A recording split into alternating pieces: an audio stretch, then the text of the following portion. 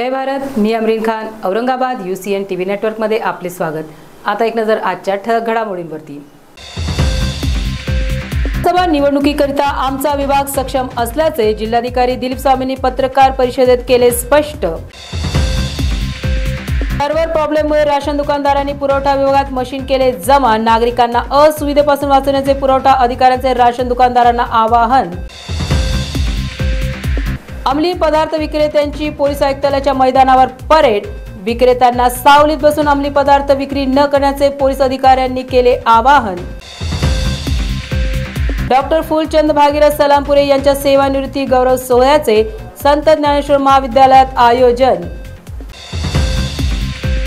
भगवा सप्ताहांतर्गत छत्रपती शिवाजी महाराज पुतळा मुकुंदवाडीत शिवसैनिकांची प्राथमिक सदस्य नोंदणी मोहिमेचा शुभारंभ।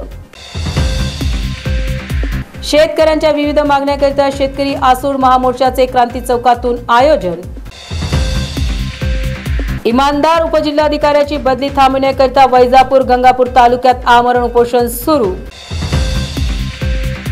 चौकात भिक्षा मागणाऱ्यांकडून होणाऱ्या त्रासाबाबत DCP नवनीत कावंतांनी नागरिकांना केले आश्वासन।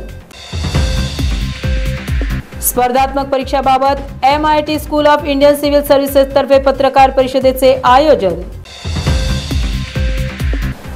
मुकेश हेडाव यांचा विविध मान्यवरांच्या उपस्थितीत काँग्रेस पक्षात झाला पक्ष प्रवेश।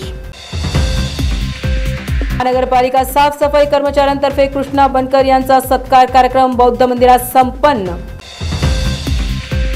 राष्ट्रवादी काँग्रेस अजित पवार गट जिल्हाध्यक्षांचा वाढदिवस थाटामाटात संपन्न।